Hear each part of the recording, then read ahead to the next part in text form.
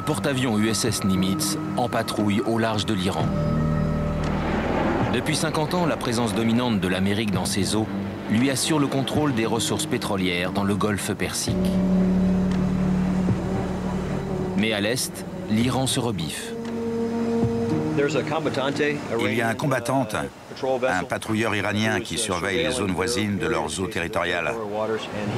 Il est posté à une quinzaine de kilomètres d'ici. Ces systèmes d'armement représentent une menace pour notre porte-avions.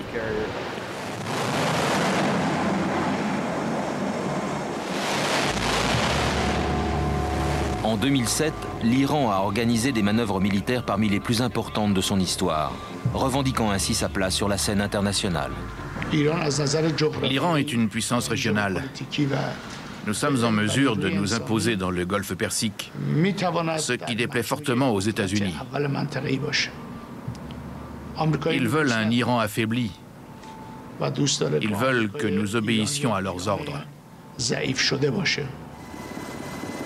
L'Iran veut étendre son influence à tout le Moyen-Orient, ce que l'administration Bush cherche à éviter à tout prix.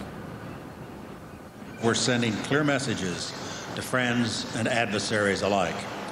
We'll keep the sea lanes open. And we'll stand with others to prevent Iran from gaining nuclear weapons and dominating this region. 2 jours après la visite de Dick Cheney, le président iranien fait la tournée des alliés américains dans le Golfe, appelant les États-Unis à quitter la région. Désormais, l'Iran et les États-Unis sont engagés dans une partie très dangereuse, où chacun essaie de se montrer plus fort que l'autre. Mais viendra le moment où, à force de jouer au chat et à la souris, la situation va dégénérer en conflit ouvert. À la fin de l'été 2007, nous nous sommes rendus en Iran pour découvrir ce qui explique la nouvelle audace du régime et comprendre comment il se retrouve aujourd'hui à affronter l'administration Bush. Lors de la prière du vendredi au centre-ville de Téhéran, personne n'écarte l'éventualité d'une guerre avec l'Amérique. George Bush bluffe. Quand Saddam nous a attaqués, nous étions faibles. Mais nous avons survécu. Aujourd'hui, nous sommes beaucoup plus forts. Dans la mosquée, le sermon de la semaine, prononcé par un ayatollah de haut rang, traite de l'Amérique et de l'Irak.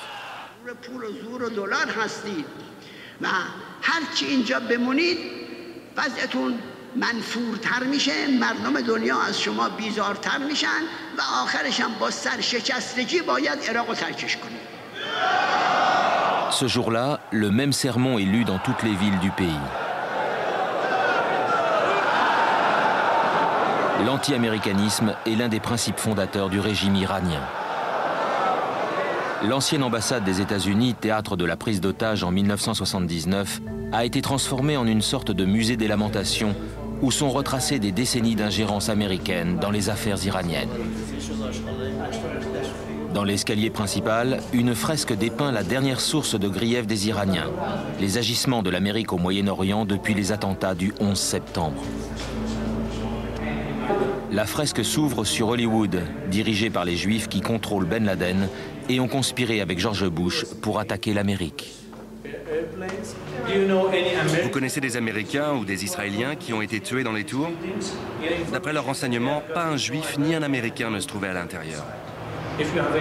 Les conservateurs qui forment le gouvernement actuel semblent encourager cette théorie de la conspiration. Il y avait des milliers d'Américains dans les tours. Pourtant, le 11 septembre 2001, l'Iran avait réagi très différemment en apprenant la nouvelle. Oh non, il vient d'exploser. On dirait qu'un deuxième avion. Pendant les 2 premières heures, tout le monde a été sous le choc, ne sachant pas ce qui se passait exactement. Après tout, l'Amérique était notre ennemi. À l'époque, Mohammad Ali Abtahi était le vice-président iranien. Mais quelques heures plus tard, le président Khatami a fait une déclaration pour condamner les attentats. Ça a été une démarche très importante pour l'Iran.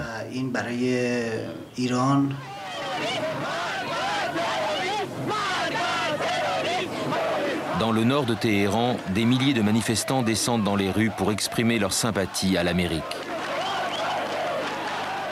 Plus encore, le guide suprême de la révolution, l'ayatollah Ali Khamenei, condamne lui aussi les attentats.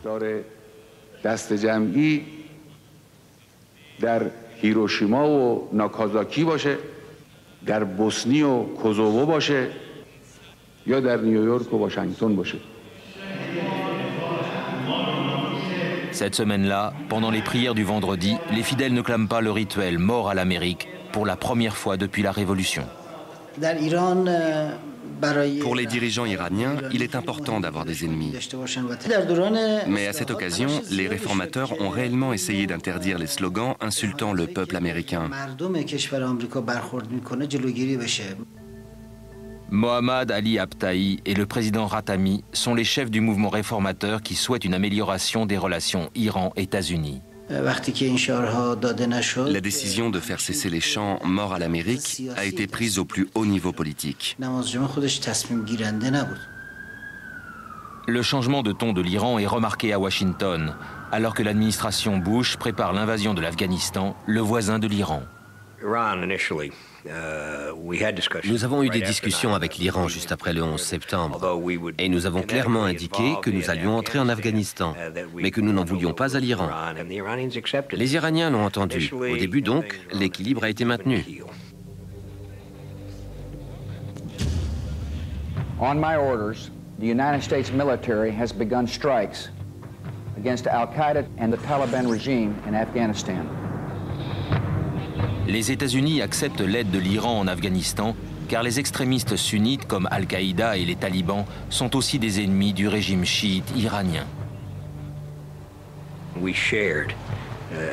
étions tous d'accord sur le fait que la stabilité en Afghanistan profiterait à tout le monde. Les Iraniens nous ont aidés surtout en restant à l'écart. L'Iran encourage ses alliés de l'Alliance du Nord à se battre aux côtés des forces spéciales américaines. En quelques semaines, les talibans sont mis en déroute. Ça a été la première grande tentative des Iraniens pour aider les États-Unis à renverser les talibans et Al-Qaïda. Les Américains n'y seraient jamais parvenus sans le soutien de l'Iran. De fait, Hamid Karzai est nommé à la tête du gouvernement à Kaboul seulement après l'intervention de l'Iran auprès de l'Alliance du Nord. On négocie avec elle depuis des mois, mais la situation s'est dénouée quand les Iraniens ont demandé à certaines personnes de ne pas empêcher les Afghans pro-américains de prendre les choses en main. Les Iraniens ont pensé à juste titre qu'ils avaient fait beaucoup pour nous aider et pour aider l'Afghanistan. Certes, il y a eu une vraie coopération en Afghanistan, mais à mon avis, ça n'a pas été le cas dans d'autres domaines.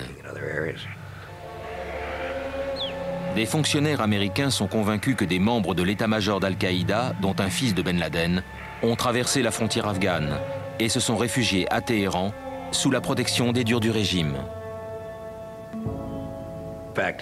Les autorités savaient où ils se trouvaient, c'est une certitude.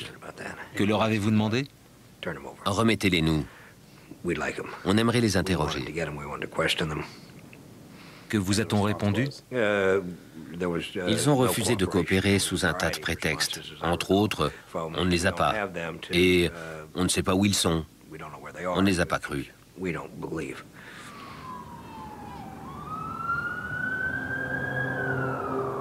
La Maison-Blanche décide de ne plus faire confiance au gouvernement iranien. Our second goal is to prevent regimes that sponsor terror from threatening America or our friends and allies with weapons of mass destruction.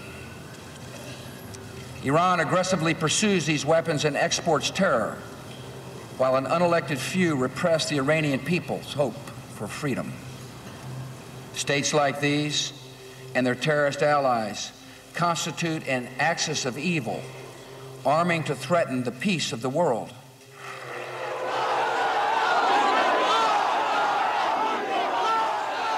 La réaction de l'Iran est immédiate.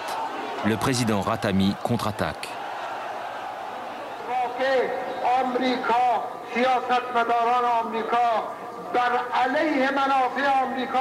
L'action des réformateurs est sapée par Washington à un moment décisif. À ce moment déterminant de notre combat pour une vraie réforme, on espérait ne pas être stigmatisé de cette manière.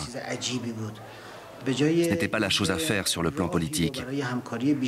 On avait contribué au renversement des talibans et au lieu d'ouvrir la voie à des négociations plus importantes, les Américains nous ont sorti ce slogan de l'axe du mal. Ça a été la pire erreur stratégique et politique de M. Bush.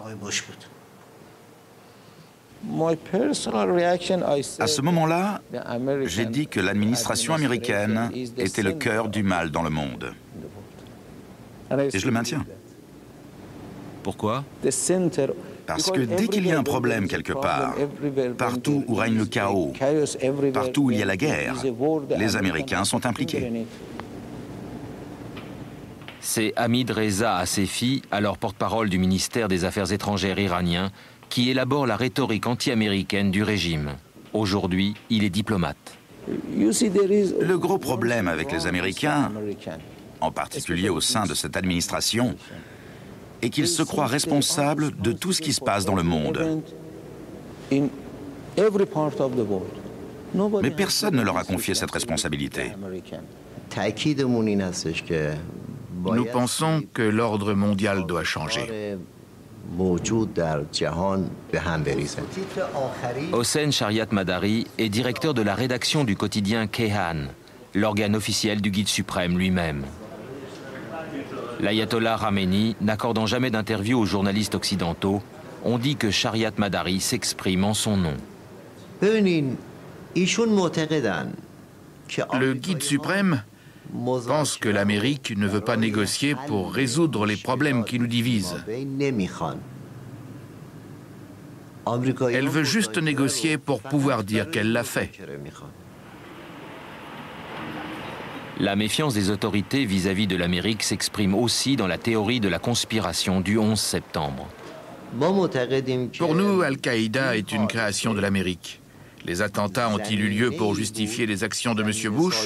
Nous sommes convaincus qu'ils ont permis aux néoconservateurs de lancer les opérations déjà planifiées, à savoir l'invasion de l'Afghanistan et de l'Irak. L'invasion de l'Iran est déjà prévue.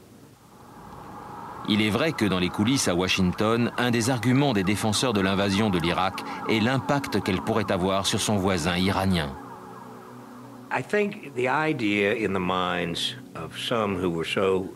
Dans l'esprit des partisans de l'invasion, l'idée était double. D'une part, l'Irak, qui était beaucoup mieux disposé à l'égard des États-Unis, nous permettrait, le cas échéant, d'utiliser ses installations militaires pour faire pression sur l'Iran. D'autre part, selon le président Bush, l'instauration de la démocratie en Irak aurait un effet positif sur les États voisins. J'ai entendu le président le dire tel quel. Le fait de renverser Saddam militairement donnerait un pouvoir nouveau à ceux qui, à Téhéran, prônaient un changement de régime politique. Responsable de la ligne politique au Moyen-Orient au Conseil national de sécurité, Flint Leverett est sceptique. C'était bien joli, mais sans aucun rapport avec le fonctionnement de la politique et la société en Iran.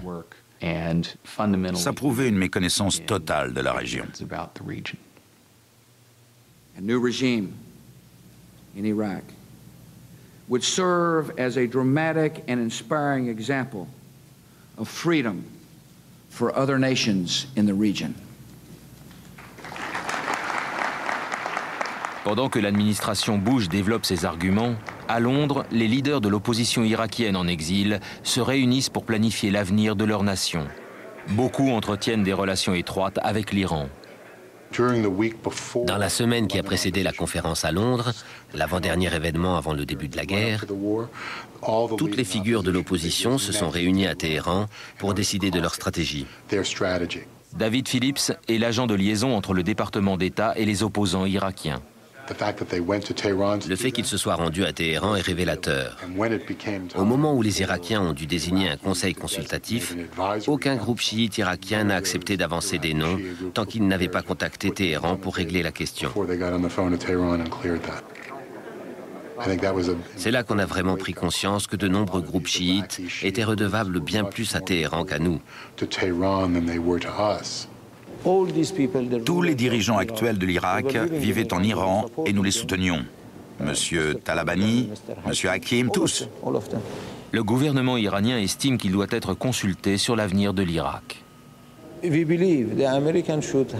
Nous pensons que les Américains auraient dû commencer par écouter les conseils des autres, parce qu'ils sont loin de la région. Ils ne la connaissent pas, ils en ignorent toutes les subtilités. L'Iran voulait encore plus que George Bush que Saddam Hussein soit renversé. C'est une certitude absolue. Il n'y avait pas l'ombre d'un doute en Iran. Saddam devait tomber. Irano-américain Ouchang Amir Hamadi a souvent servi d'intermédiaire entre les deux gouvernements. Il dit avoir assisté à plusieurs réunions au plus haut niveau pendant les préparatifs de la guerre. L'une des plus importantes a eu lieu entre Zalmay Khalilzad, alors membre du Conseil national de sécurité américain, et Javad Zarif, ambassadeur iranien aux États-Unis. Zarif a dit à Zalmay Khalilzad: vous avez besoin de nous. Permettez-nous de nous joindre à vous, parce qu'après le départ de Saddam, ce sera le chaos dans tout le pays. Si vous mettez le chaos tout seul, on restera en dehors. On ne vous aidera que si on participe dès le début. Ils avaient une bonne compréhension des tensions et des querelles ethniques qui restaient larvées parce que Saddam Hussein maintenait le couvercle fermé. C'est justement ça qui les inquiétait. Ils se disaient que s'ils s'alliaient aux États-Unis pour renverser Saddam, les Américains auraient du mal à étendre le conflit à l'Iran.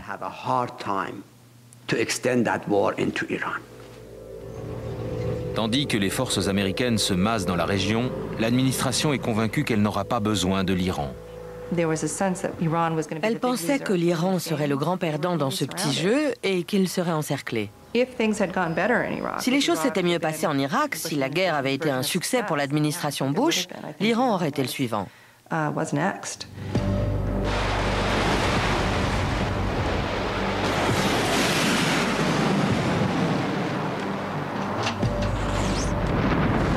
C'est en spectateur que l'Iran voit les forces américaines écraser en quelques semaines l'armée de Saddam Hussein.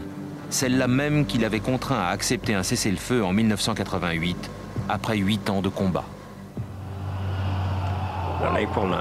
Quand la statue de Saddam a été déboulonnée, le monde entier s'est dit que George W. Bush était génial. Vous vous souvenez de ce jour-là? Personne n'a râlé.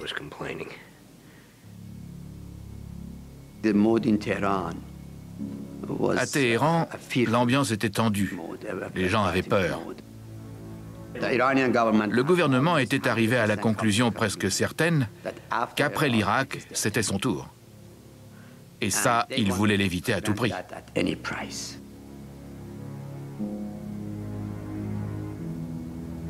Quelques semaines après l'invasion, un document étrange parvient à Washington. Il pose les termes d'un grand marchandage, essentiellement un traité de paix entre l'Iran et les États-Unis. Mais il est envoyé par fax par l'ambassadeur de Suisse à Téhéran sur du papier sans en-tête.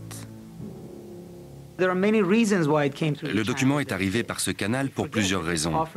On oublie que cette offre a été faite après que l'Iran a coopéré d'une façon exceptionnelle avec les États-Unis en Afghanistan pour se retrouver sur la liste de l'axe du mal juste après. De nouveau, les réformateurs iraniens tendent la main à Washington, comme ils l'avaient déjà fait après le 11 septembre. En faisant cet ultime effort en direction des États-Unis, le gouvernement réformateur de Khatami a pris un risque. Il espérait certainement que les Américains chercheraient à savoir ce qu'il y avait derrière cette proposition, ce qui aurait indiqué qu'ils étaient intéressés. Les réformateurs mettent tout dans la balance. Le soutien de l'Iran au terrorisme, son programme nucléaire et même son hostilité envers Israël. En échange, ils demandent à Washington des garanties de sécurité, la fin des sanctions et la promesse de ne jamais fomenter un changement de régime. Nous étions à l'apogée de notre puissance apparente dans la région.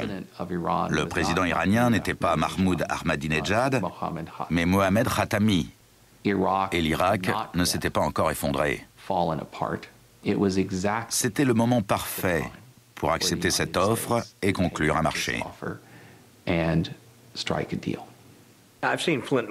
Flint Leverett est un homme pour qui j'ai un grand respect. Mais comme la majorité de mes collègues au département d'État, je ne voyais pas les choses de la même manière. Parce qu'à l'époque, cela ne collait pas avec d'autres renseignements qui venaient d'Iran. Le département d'État pense que sur le plan politique, les réformateurs sont faibles et promettent plus qu'ils ne pourront tenir. La Maison-Blanche, momentanément victorieuse en Irak, ne voit pas la nécessité de négocier avec l'Iran. Le fax du grand marchandage reste sans réponse. À Téhéran, les sources ont confirmé que le guide suprême avait donné son accord tacite à la proposition. Un diplomate proche de sa famille avait même contribué à sa rédaction. Mais aujourd'hui, le confident d'Ali Khamenei nie tout. Je suis certain que le guide suprême n'avait rien à voir avec ça. Quiconque a écrit cette lettre n'était pas en position de le faire. Les réformateurs humiliés, leurs jours au pouvoir sont comptés. Désormais, plus question de grand marchandage.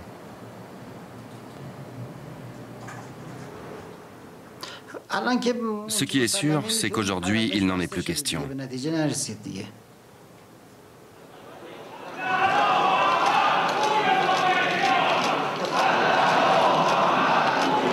La ligne dure du régime s'impose. Le guide suprême, l'ayatollah Khamenei, conclut que l'ère des réformes est terminée et bénit un nouveau président. Il était clair que les réformateurs ne ramèneraient pas Washington à la table des négociations. Leur coopération en Afghanistan n'avait rien donné, leur proposition de traité de paix en 2003 avait été rejetée. On pensait désormais que les durs du régime feraient mieux. C'est pour cela que le guide suprême a apporté son soutien à Ahmadinejad. Le nouveau président iranien est un ancien gardien de la révolution, proche des services secrets. Un populiste ardent déterminé à asseoir l'influence de son pays dans tout le Moyen-Orient. Je ne dirais pas que je suis d'accord avec tout ce qu'il dit comme il le dit. Mais sa politique a été couronnée de succès face à la tyrannie et au jeu de pouvoir des États-Unis. Monsieur Bush n'écoute que le langage de la force. Hamid Haji-Babaï est un des durs du Parlement iranien. Comme beaucoup d'hommes de sa génération, c'est un ancien combattant de la guerre Iran-Irak, pendant laquelle 1 million d'Iraniens ont été blessés ou tués. Si les Américains avaient porté le peuple irakien au pouvoir après avoir renversé Saddam Hussein, nous les aurions applaudis. Nous leur aurions dit merci. Seulement, les États-Unis n'ont pas envahi l'Irak pour le bien du peuple irakien, mais parce que le pays est coincé au milieu de nations musulmanes. Les Américains sont venus établir leur présence dans cette région. En Irak, l'Iran a accru son soutien aux milices chiites qui combattent l'occupant américain. Une fois de plus, les Américains ont fait une erreur. Ils ont dit qu'ils avaient renversé Saddam Hussein pour gagner le cœur du peuple irakien. Ça a été une erreur. Mais ils signent et persistent. Vous avez renversé le régime, maintenant dehors. Après la chute de Saddam, l'Iran ouvre ses frontières et les pèlerins iraniens affluent dans le sud de l'Irak.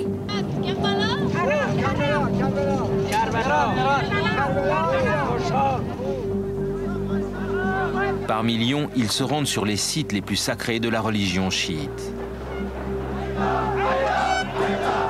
Washington n'avait pas anticipé ce réveil du chiisme. On considérait l'Iran et l'Irak en termes de nations et d'États. Les uns sont des Arabes, les autres des Perses. Ils se sont combattus, ils devraient se haïr. On n'a pas compris combien le sud de l'Irak avait changé.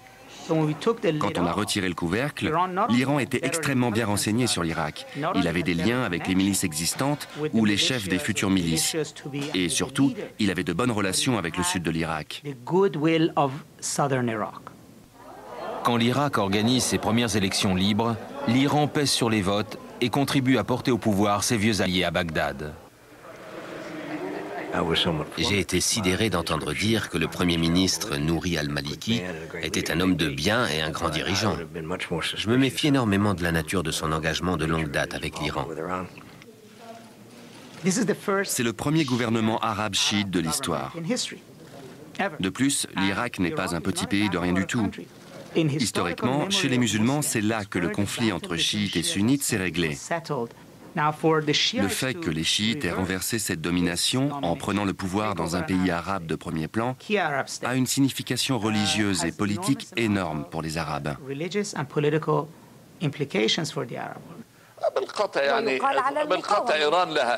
L'Iran a une grande influence sur les chiites.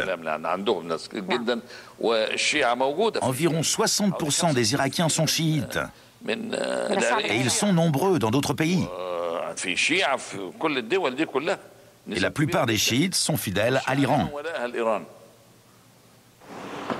Les alliés des États-Unis, comme l'Égypte, le Bahreïn et l'Arabie saoudite, où les minorités chiites sont importantes, craignent que cette renaissance ne s'étende. En privé, certains commencent à soutenir les insurgés sunnites qui ciblent la population chiite.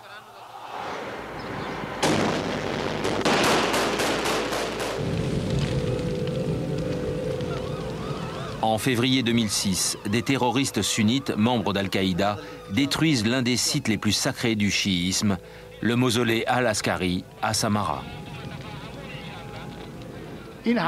À quoi rime cet attentat? À Samarra, ce sont les Américains qui étaient chargés de la sécurité.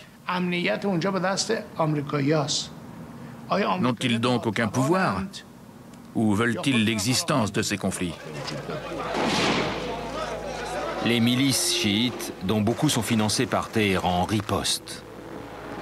C'est une explosion de violence sectaire.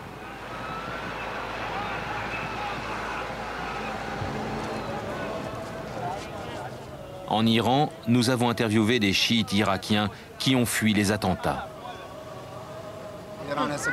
Comme l'Iran soutient les chiites en Irak, nous sommes persécutés. La situation en Irak est terrible. Je suis venu en Iran pour être en sécurité. L'Iran est un État islamique. Nous sommes tous chiites et nous sommes unis contre n'importe quelle menace. Le peuple irakien a un potentiel immense qui a été étouffé par Saddam Hussein. À présent qu'il est libéré, ce n'est pas vers les Américains qu'il se tourne, mais vers nous. Sur le plan historique, personne au Moyen-Orient, pas même ceux qui n'apprécient pas notre politique, ne nous a jamais accusés d'être incompétents. C'est la première fois que la question de compétence est soulevée. C'est très décourageant pour nos amis dans la région. En Israël, la montée en puissance de l'Iran inquiète. Ils ne peuvent qu'être satisfaits de voir que l'histoire a joué en leur faveur. Uzi Arad a été le directeur du renseignement au Mossad. D'après lui, la principale menace pour Israël vient d'un Iran en pleine résurgence. L'affaiblissement de la position américaine lui profite largement, de même que la prestation militaire israélienne peu convaincante au Liban.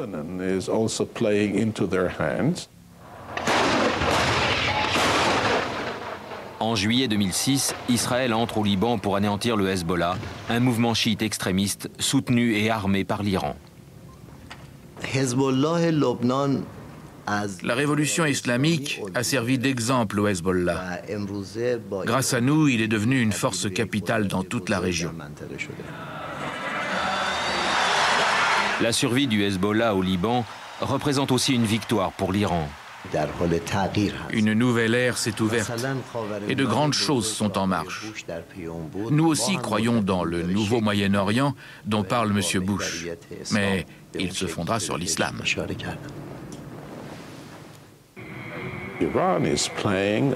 L'Iran joue un jeu dangereux en encourageant la violence et en soutenant les terroristes, alors même qu'il est moins fort du fait qu'il ne dispose pas d'armes atomiques. Vous imaginez quel aplomb et quelle confiance il aurait dans sa capacité d'action s'il se sentait capable d'empêcher les États-Unis de faire quoi que ce soit contre lui. Désormais, la nouvelle politique américaine est de contenir l'Iran. En 2007, le président Bush a envoyé 2 groupements aéronavals dans le golfe Persique, la plus grande démonstration de force depuis l'invasion de l'Irak. Cette zone est la plus dangereuse du monde. La bête est lâchée. Le Nimitz, c'est 335 mètres de diplomatie américaine. Et il est là. Tous les pays de la région le savent. En même temps qu'ils font passer ce message, les États-Unis mènent un autre combat contre l'Iran sur le sol irakien. Iran is providing material support for attacks on American troops. We will disrupt the attacks on our forces, and we will seek out and destroy the networks providing advanced weaponry and training to our enemies in Iraq. Depuis le début de l'insurrection, les bombes artisanales représentent la principale menace contre les soldats américains. Washington accuse l'Iran de fournir aux extrémistes chiites des explosifs perfectionnés capables de percer les blindages américains. Les Iraniens ont commencé à envoyer des armes en Irak, histoire de faire comprendre aux Américains qu'ils étaient capables de provoquer un chaos encore pire que celui auquel les États-Unis sont déjà confrontés. L'armée américaine affirme que les EFP, Explosively Formed Penetrators, sont désormais responsables de près de 20% des pertes américaines au combat en Irak. D'après Washington, les opérations sont menées par les unités Al-Quds, la force d'élite des gardiens de la Révolution, chargée de missions à l'étranger. I can't say it more plainly. There are weapons in Iraq that are harming U.S. troops because of the Quds Force. Le président Bush a autorisé des frappes contre les unités Al-Quds et en janvier 2007, les forces spéciales américaines ont effectué un raid contre un bureau du gouvernement iranien dans le nord de l'Irak. Les États-Unis ont voulu envoyer un message fort. On sait que vous opérez ici, on va traquer vos agents. L'objectif était de mettre la main sur le conseiller adjoint à la sécurité nationale et un autre membre haut placé des gardiens de la Révolution. Les 2 hommes leur ont échappé. Les États-Unis n'ont arrêté que 5 personnes peu élevées dans la hiérarchie. En mai 2007, des diplomates américains et iraniens se sont croisés lors d'une conférence régionale pour la stabilisation de l'Irak. L'Iran avait envoyé son ministre des Affaires étrangères qui jouit d'un pouvoir restreint. Juste derrière lui se trouvait l'homme considéré comme la véritable autorité. Celui-là même que les Américains avaient tenté de capturer 4 mois plus tôt. Mohammad Ali Jafari, commandant des unités Al-Quds, accusé d'orchestrer les attaques contre les soldats US en Irak. Quelques semaines après l'opération lancée contre lui, on le retrouve à Sharm el-Sheikh en Égypte, où se tient une réunion internationale sur la stabilité de l'Irak, à laquelle participe Condoleezza Rice. C'est dire son importance. Sa capture aurait porté un rude coup à l'Iran. Après des semaines de pourparlers, Mohammad Ali Jafari a accepté de nous recevoir à Téhéran pour sa première interview télévisée. Mais il refuse de parler de l'opération ratée des Américains. Il n'y a vraiment pas de quoi en faire une affaire de notre point de vue. Jafari est l'un des architectes de la politique iranienne en Irak. Ce qui l'intéresse, c'est de parler du rôle des sunnites alliés aux Américains. 70% des terroristes capturés en Irak sont originaires d'un pays arabe ami des États-Unis. Jusqu'à aujourd'hui, pas un seul terroriste iranien n'a été arrêté. Pas un seul kamikaze n'était chiite. Pourtant, la propagande est dirigée systématiquement contre l'Iran. Pourquoi ? Il rejette les accusations de Washington qui affirment que l'Iran fournit des armes aux extrémistes chiites. Nous n'aidons aucun des groupes qui posent des problèmes en Irak. Notre politique a toujours été claire. Nous sommes contre l'occupation et contre la violence. Que répondez-vous aux accusations concernant les explosifs de type EFP? Ils sont censés m'interroger sur le rôle des chiites dans la région. Je ne répondrai pas à cette question.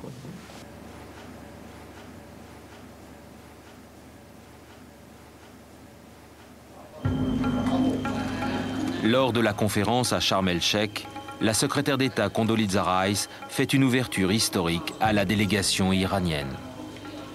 If Iran is prepared to accept the obligations that have been placed upon it by the international community, we are prepared, the United States, to change 27 years of policy and engage with Iran on a broad range of issues, whatever is on anybody's mind.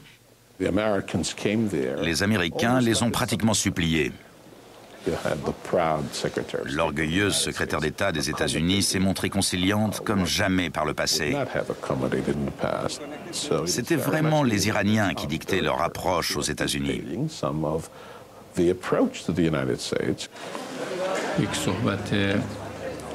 On s'est vu brièvement, moins d'une minute.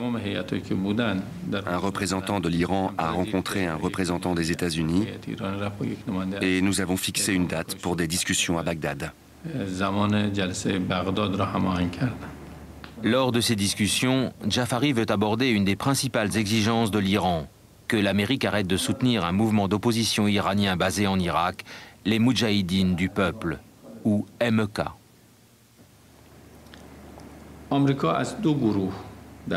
Les États-Unis sont renseignés sur le rôle de l'Iran en Irak par deux sources. Les anciens espions de Saddam et les Moudjahidines du peuple, un groupe que même les Américains traitent de terroristes. Malheureusement, au cours de ces 4 dernières années, les USA les ont pris sous leur protection en Irak et se servent d'eux pour espionner en Iran. Dans les années 1980, les Moudjahidines du peuple étaient intégrés dans l'armée de Saddam Hussein. Ces Iraniens se sont battus contre leur propre pays pendant la guerre Iran-Irak. Autoproclamés marxistes-islamistes, les Moudjahidines du peuple s'en étaient pris à des cibles américaines dans les années 1970. Pour le département d'État, il s'agissait d'un groupe terroriste. J'ai servi en Iran et j'y ai vécu pendant 1 an, à une époque où les Moudjahidines du peuple ont assassiné des hommes à nous. Des Américains? Oui, pour moi c'était des terroristes. En 1981, les Moudjahidines du peuple ont tenté d'assassiner l'actuel guide suprême, l'ayatollah Khamenei, qui a perdu le bras droit dans l'attentat. À Téhéran, les autorités nous ont conduits chez des familles victimes, elles aussi, de la violence du mouvement. Tous ici, nous avons perdu nos pères à cause des Moudjahidines du peuple, qui les ont assassinés.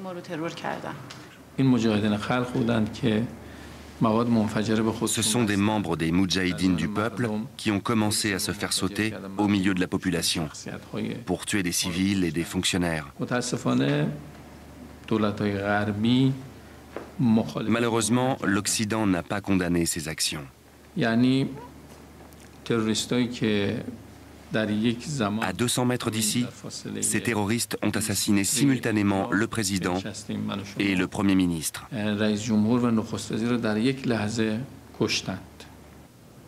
Voici le siège des Moudjahidines du peuple près de Bagdad. Après l'invasion de l'Irak, ils ont dû rendre leurs armes, mais restent sous la protection de l'armée américaine.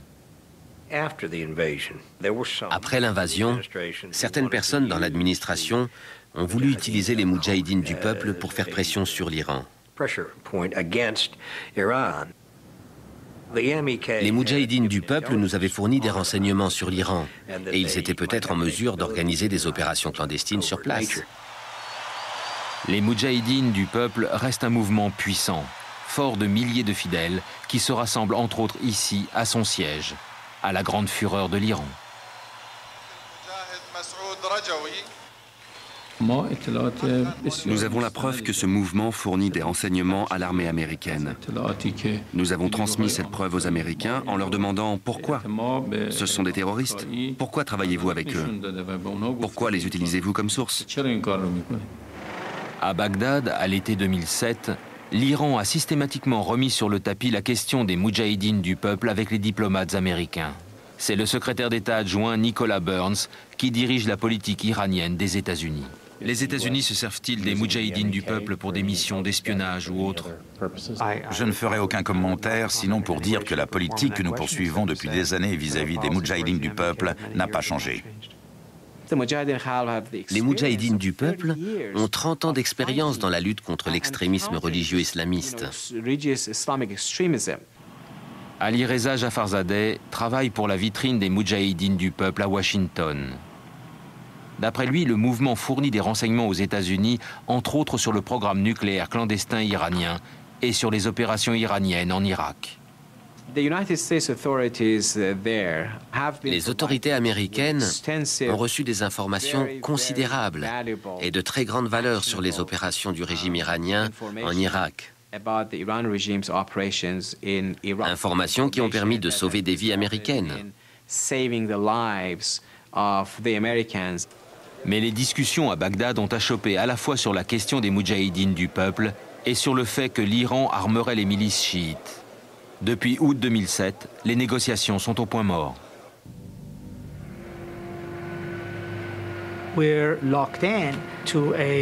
Actuellement, les relations États-Unis-Iran sont dans une impasse. En même temps, ces confrontations engendrent une animosité croissante des deux côtés, sans même parler de la question nucléaire toujours présente. Iran's active pursuit of technology that could lead to nuclear weapons threatens to put a region already known for instability and violence under the shadow of a nuclear holocaust. En août 2007, le président Bush a de nouveau soulevé la question nucléaire. We will confront this danger before it is too late.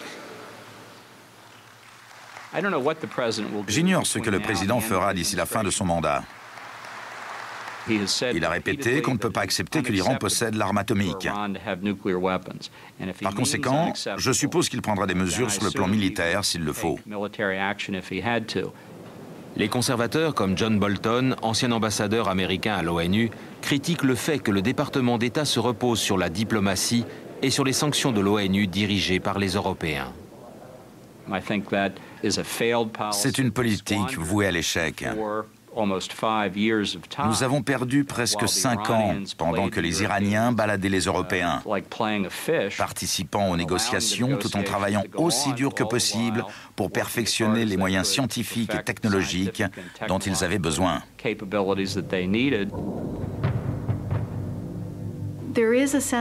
Les tambours de guerre résonnent de nouveau. Aujourd'hui, de nombreux partisans de la guerre en Irak recommencent à battre le rappel.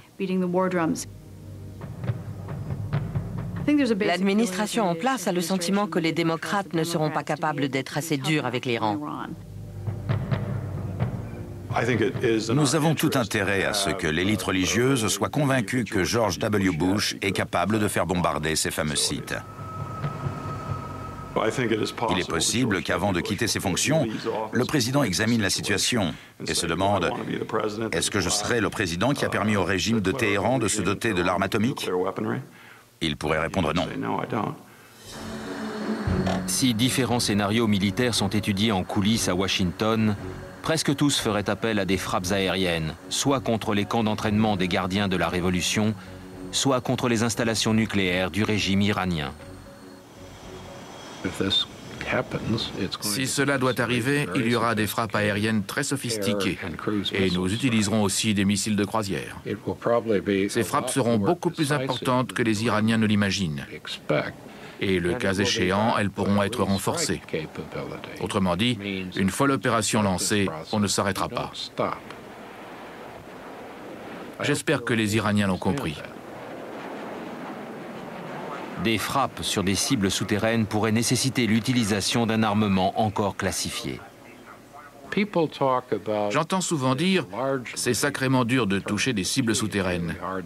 Mais ce qui pouvait paraître difficile avec la technologie dont les États-Unis disposaient en 1990 ne l'est peut-être plus avec les systèmes que nous n'avons pas encore rendus publics.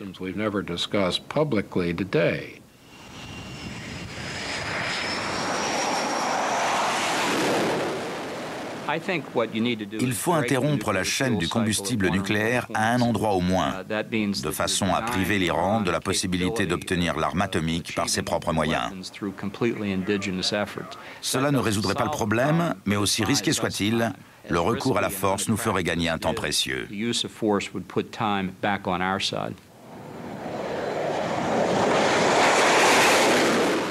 Ce n'est pas une solution que je conseillerais. D'abord, l'Iran n'est pas encore au point. Si jamais on devait en arriver là, cette fois, nous devrons en discuter avec nos alliés. Pour l'instant, la menace n'est pas imminente. La seule raison qui pourrait motiver une attaque, c'est si on devenait complètement obsédé par les jeux de guerre sur ordinateur, au point d'en oublier qu'il y a vraiment des gens à l'extérieur des ordinateurs. À Téhéran, on nous a répondu avec un mélange de prudence et de confiance. Craignez-vous que l'administration Bush ne décide d'attaquer? Je ne crois pas qu'elle fasse une chose pareille, vu les leçons qu'elle a reçues en Afghanistan et en Irak. Ça devrait lui suffire. L'Amérique projette d'attaquer depuis longtemps. Mais elle a vu qu'on était solidaires. Et à présent, elle a peur. Il y a 70 millions d'habitants en Iran, dont plus de 70% savent lire et écrire. Vous avez une population qui s'informe sur ce qui se passe dans le monde, une société très dynamique issue des changements économiques et culturels, jeune et instruite. C'est aussi cela qui nourrit l'ambition régionale du pays. Téhéran est dans une dynamique intéressante. D'un côté, il y a une jeune génération et de l'autre, une génération de durs, qui étaient jeunes au moment de la Révolution. Ils ont vécu une guerre difficile contre l'Irak, soutiennent l'idée d'une théocratie moderne et se sentent très vulnérables, surtout depuis l'invasion américaine en Afghanistan et en Irak. Face à ça, ils veulent consolider leur position et l'identité islamique de l'Iran. À la fin de l'été 2007, lors d'un rassemblement des gardiens de la Révolution, le guide suprême a défié les États-Unis.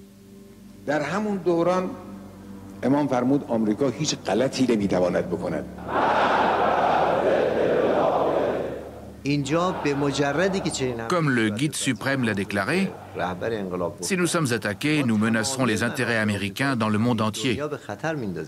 La première étape est que nos missiles peuvent toucher n'importe quel point d'Israël.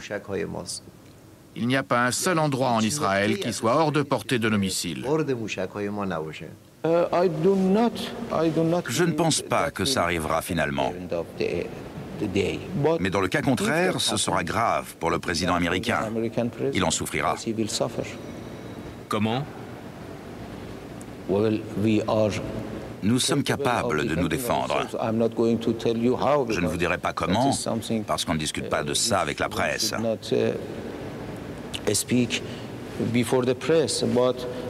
Mais il est certain que si les Américains font cette erreur, ils n'en tireront aucun bénéfice. De nombreux stratèges pensent que l'Iran a des moyens de riposte limités, mais qu'il menacerait surtout les forces américaines en Irak. Ils essaieront de poser des problèmes en Irak en menant des actions terroristes par personnes interposées. Ils tenteront de couper les voies de ravitaillement, etc. Les États-Unis seront-ils capables de supporter cela en Irak? Je pense que oui.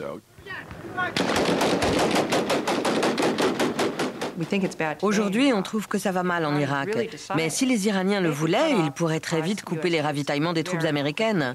Ils disposent d'une infrastructure et d'un réseau très important dans le sud de l'Irak. Et nos soldats feraient des cibles faciles dans les bas quartiers de Bagdad. Vous ne trouverez pas un seul exemple où nous ayons été attaqués par un autre pays sans riposter. Alors, si les États-Unis font cette erreur, qu'ils sachent que nous riposterons. Ce ne sont pas des menaces en l'air. À l'automne 2007, le président iranien a mis fin aux négociations sur la question nucléaire.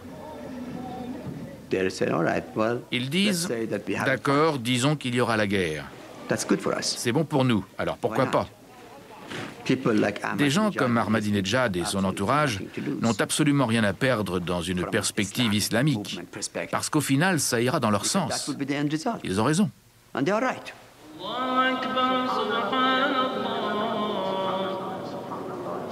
Imaginez que les États-Unis attaquent l'Iran. Qui sera le vainqueur?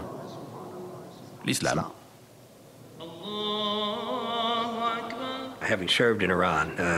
Ayant servi en Iran, je crains sa soif d'hégémonie.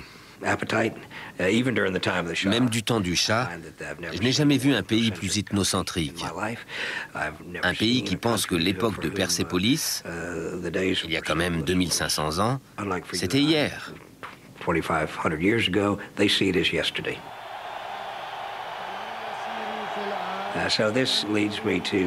Ce qui m'inquiète, c'est la façon dont ils se voient sur la scène internationale.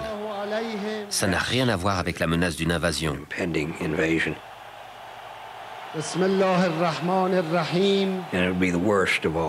À moins que cela soit absolument nécessaire pour la sécurité et le bien des États-Unis, ce serait le pire qui puisse arriver. Le pire serait que l'administration sortante se lance dans un conflit.